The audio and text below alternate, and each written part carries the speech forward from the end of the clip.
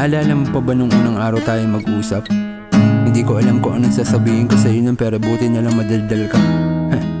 Halos inaabot din tayo ng umaga dati pag mag-uusap tayo, hanggang dumating sa puntong bigla ako nawala, di nagparamdam. Inaamin ko naman na mali yung nagawa ko, kasi kahit ako hindi ko rin kilala yung sarili ko that time. Ayoko lang din na makilala mo ako na ganun kagulo yung isip ko at ganun kagulo yung mundo ko. Halos inabot din ng ilang buwan bago ko maayos lahat. Hindi ko alam kung paano pa kita kakausapin nun. Nagsimula lang lahat simpleng kamustahan, hanggang sa lumalim at napunta yung topic natin sa kung bakit ako nawala. Masaya ako naiintindihan mo yung paliwanag ko nun. Naaalala ko umiiyak ka pa nga habang nagpapaliwanag ako. Pero kahit ganun, sobrang saya ko kasi sa kabila ng mga nagawa ko, tinanggap mo pa rin ako.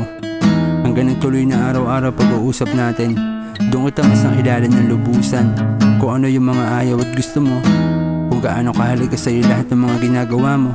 Naalala ko pa nung unang araw tayo magkita, kinakabahan ka pa kasi hindi mo alam kung paano ka makakauwi. Sobrang saya natin nung puro tawa, kulitan, halos parang hindi na nga tayo mapaghihiwalay nun. Lumalim yung pagtingin ko sa'yo hanggang sa hindi ko na namamalayang hindi ka na pala okay. Pinagtapat mo sa akin na hindi na maayos yung mga kinikilos ko at mga nagpaparamdam ko sa'yo. Masakit kasi hindi naman ganun yung mga gusto natin mangyari at kailangan kitang palayain. Pero kahit ganun, wala pa rin ako ibang hinihiling kundi maging masaya ka at matupad mo lahat ng pangarap mo na naikwento mo sa akin.